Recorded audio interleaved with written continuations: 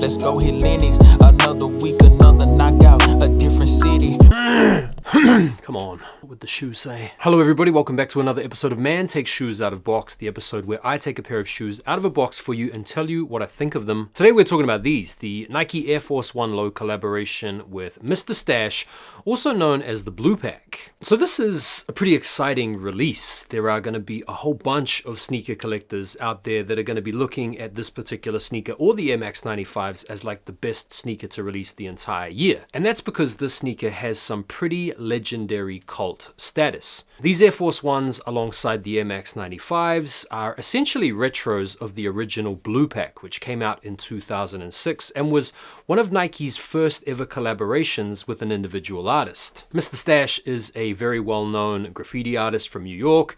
He's also a graphic designer, and he's worked together with Nike on a lot of projects before in the past. In fact, you can see all of these projects in a pamphlet that comes with these sneakers that unfortunately mine did not come with. It would appear, as per the release on the Mr. Stash website, that these were pretty easy to get. And when these dropped here in the UK last Friday on the 13th, the Air Max 95s were pretty quick to sell out, but the Air Force 1 lows have been sitting around. In fact, I copped these on Saturday, like the day after the release from the Foot Patrol website. And so for all intents and purposes, this was, I want to say, a pretty easy cop. In terms of the packaging, it's pretty cool, man. It's just the regular orange and brown Nike sportswear packaging. It does feature a cool little blue line going down the top of the box around to the side, which is a nod to Mr. Stash and his preferred blue. Lifting the lid of the box, you can see some Mr. Stash graffiti on the inside. You've got some custom paper as well.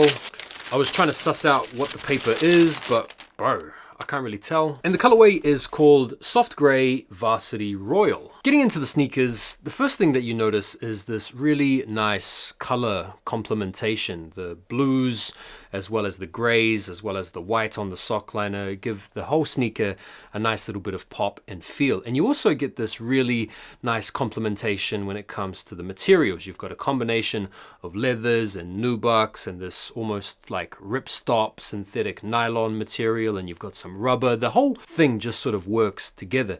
Obviously, if you know the history of the sneaker, you're going to be giddy to get these in hand, but let's go through the details one bit at a time. First and foremost, the sole features this navy blue color, which also is the same color represented on the midsole, which is stitched to the upper, and you get the classic air on the back where you would normally find it on any other Air Force 1. Around the front mudguard, you've got this light gray nubuck suede, which is really nice and soft to the touch, really nice quality. This same color and material features on the bottom of the eye stays and runs all the way up, flanking the tongue. Get a debossed swoosh at the bottom of the eye stays, and again, the material is really nice. On the toe box and on the mid panel, you've got this ripstop or this synthetic nylon material, which I think is Nike's Storm Fit material. It's like their proprietary Gore-Tex material. And so the story goes that when Stash first worked together with Nike, I think it was on the big window, he really wanted to incorporate some type of Gore-Tex into the shoe so as to make it water resistant or weatherproof,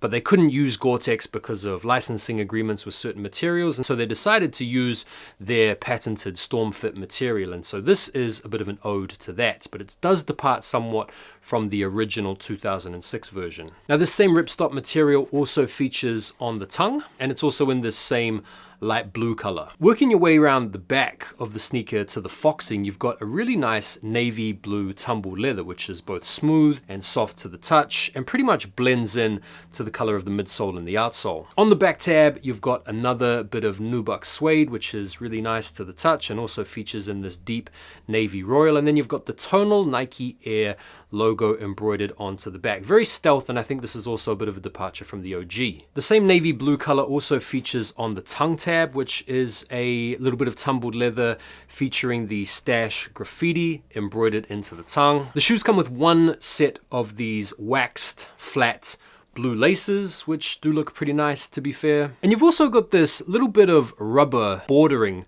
around the toe box, which we've seen on other sneakers in order to add another layer of water resistance or element protection or whatever. And the same color blue is used for what feels like the rubberized swoosh. And I think the rubber swoosh is something that was used also on the big window collab Mr. Stash did, where the rubberized swoosh actually wrapped all the way around in one piece. You've got the white liner, which is in some nice material as well. And then you've got some custom insoles that feature the Stash spray can design as well as his arrow logo. And that's about it for the details. Another feature that's pretty cool with the insoles is they are the Ortholite insoles, so they are a little bit more squishy and padded than your regular normal insoles, and they actually have a little bit of blue at the bottom. Now, not all insoles are coming with this blue bottom, and I wonder if they maybe went through the trouble to actually make the entirety of the insole blue to stay on the blue pack Mr. Stash theme. I mean, if they did, that would be a pretty solid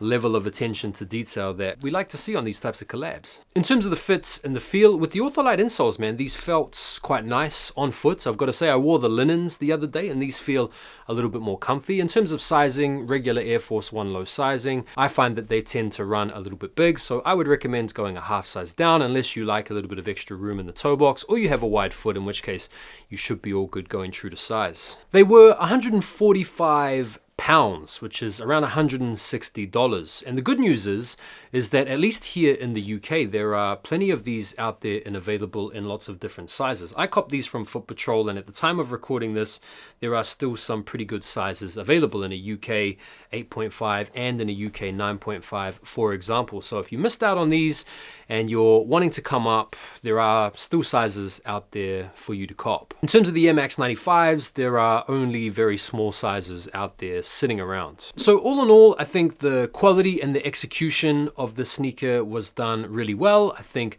the release itself was really well executed as well. I saw a lot of really exciting promo stuff going out through Mr. Stash's IG, as well as a lot of excitement a few weeks ago at Complex Con. It does seem like anybody and everybody that really wanted to get their hands on these were able to cop them, which I think is a really awesome thing, considering the magnitude of the history that this sneaker represents. And I do also think it's pretty cool that they did choose to make these sneakers somewhat different to the originals from 2006. It means that those 06 pairs are going to continue to stay special in their own lights, and that these aren't just straight up one-to-one carbon copies. All in all, it's a dope collab. It's a really nice sneaker with some really good materials, and it pays homage to a pretty legendary collaboration from a different era in sneakers, it has to be said. So yeah, I'm a big fan. I'm loving them. I'm digging them. I'm looking forward to rocking these out. What do you guys think? Feel free to let me know what you thought down below in the comments. And as always, I appreciate your support on the channel. Don't forget to like the video before you bounce, and I will see you on the next one. Take care for now, and peace.